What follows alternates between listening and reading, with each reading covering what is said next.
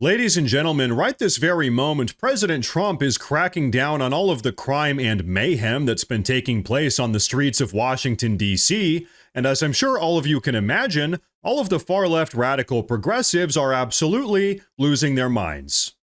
In fact, according to some brand new leaked information, it would seem as if the far-left radical progressives are actually planning something big in the very near future, and so today, we're going to break all of it down. But first, check this out.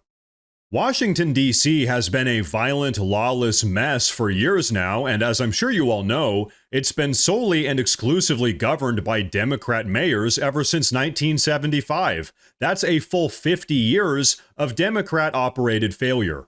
And so what's the result of this Democrat control? Well, the city has slowly devolved into a violent, lawless hellhole where criminals, gangs, and drug dealers roam the streets freely, terrorizing all of us hard-working, law-abiding citizens. But so on that note, take a look at what President Trump himself posted on Truth Social about all of this late last night. Washington, D.C. has one of the highest crime rates in the world, more than many of the most violent third-world countries. The city's homicide rate is higher than places notorious for their violence, such as Mexico City, Bogota, Islamabad, and Addis Ababa, almost 10 times higher than Fallujah, Iraq. If Washington, D.C. were a state, it would have the highest homicide rate of any state in America. The violent crime rate in D.C. has worsened and the murder rate has essentially doubled in just over a decade. But these are only the official statistics released by corrupt city officials. The real numbers are many times worse. In fact, a precinct commander was just suspended for allegedly manipulating the violent crime statistics, and the D.C. Police Union likewise says the real numbers are much higher. Because the Democrat government of D.C. has largely stopped investigating, arresting, and prosecuting most crime, the published statistics don't even capture a fraction of the actual violence. No one is getting arrested for shoplifting. Citizens living in fear have largely given up on calling the police, instead choosing not to walk the streets after dark, essentially becoming captive prisoners in their own city.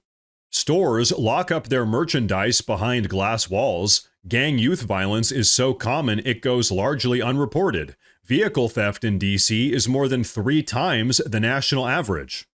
Schools are completely dysfunctional. Citizens are afraid to speak up or call the police lest they be targeted. The real crime rates are probably 5 to 10 times higher than what has been reported.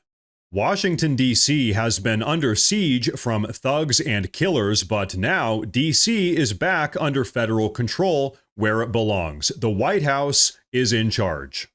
The United States military and our great police will liberate this city, scrape away the filth, and make it safe, clean, habitable, and beautiful once more.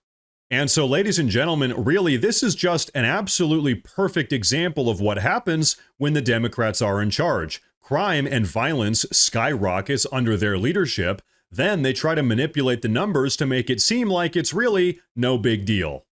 But now, folks, just yesterday afternoon, President Trump actually took to the podium to talk about this entire situation. But before we take a look at that, I do want to say real quick that if you guys enjoy the daily news updates, please consider subscribing to the channel because it really does help a lot. But okay, check this out.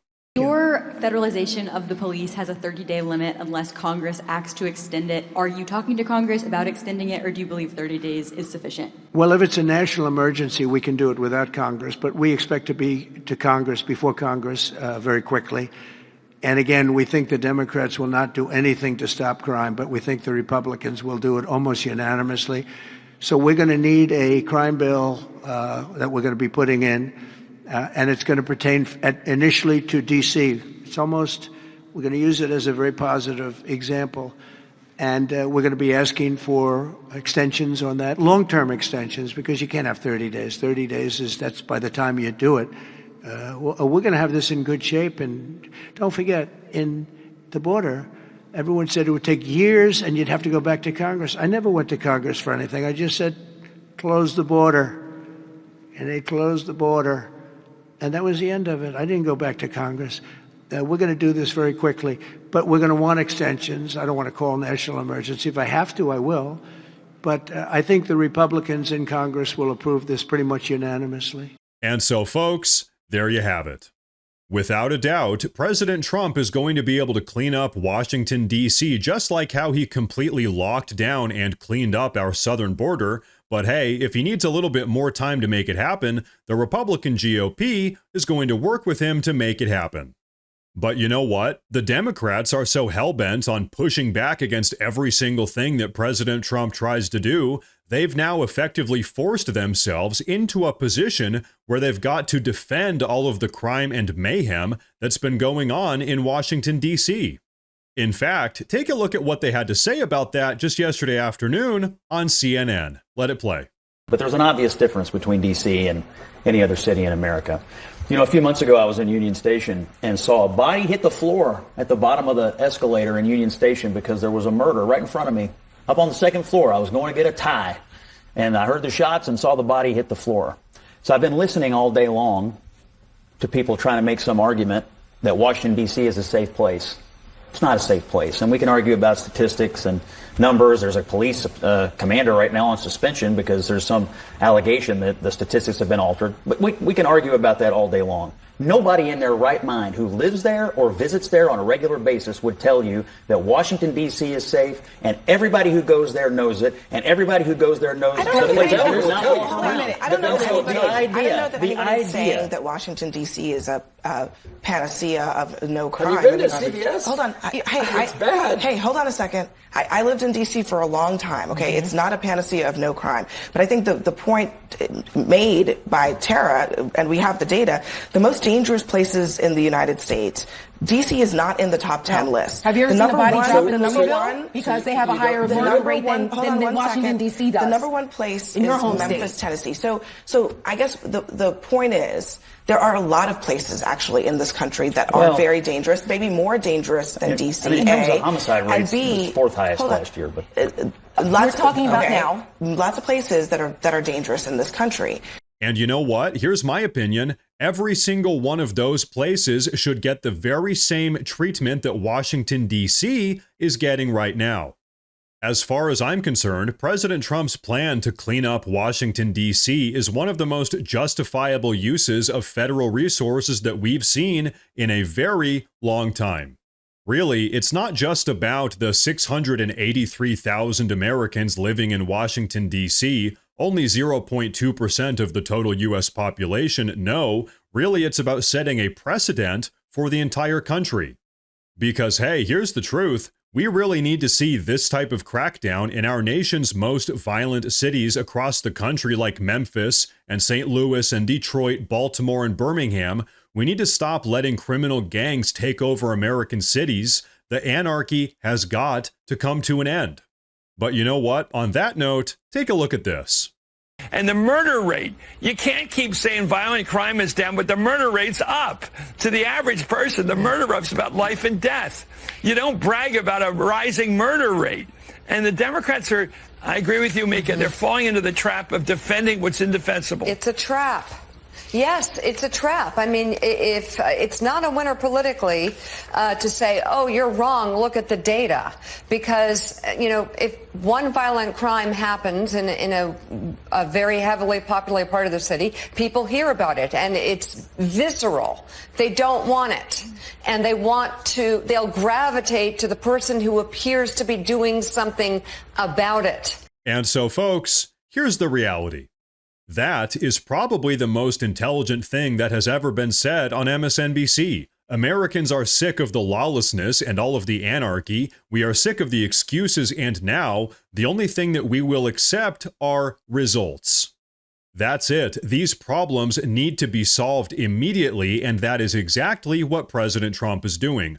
But still, as I'm sure all of you have seen, simply because President Trump is trying to restore some basic law and order, everyone in the country that's to the left of the center has been calling him an evil authoritarian.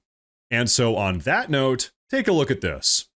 I don't know what's authoritarian about putting some extra eyes and ears on the street getting criminals off the street to keep people from being murdered and carjacked. Nobody in their right mind believes Washington, D.C. is safe. And to say the president's trying to help us keep people from getting murdered and carjacked and we have to stop this authoritarian push, it's just sort of ridiculous rhetoric. These Democrats don't know what to do with themselves. Every time Donald Trump tries to do something, they reflexively feel the need to oppose it without thinking through the political implications for themselves. You think Democrats are taking the bait? Well, I think they're acting like idiots here. The city is crime-ridden. I saw a guy get murdered in Union Station in February at 4 p.m. I saw the body hit the floor at the bottom of the escalator on the second floor. And so everybody who visits there, everybody who lives there knows it's a serious problem.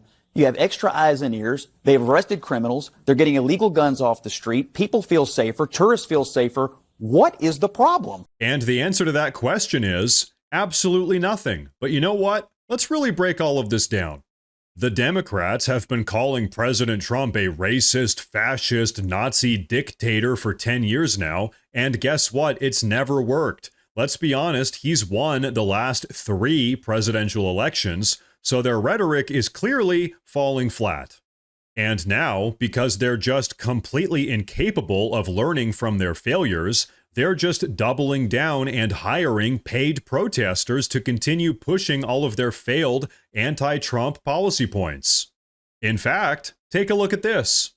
The CEO of a website called crowdsondemand.com confirmed just yesterday afternoon that he's actually seen a whopping 400% increase in requests for paid protesters in Washington, D.C., all because of President Trump's crackdown on crime.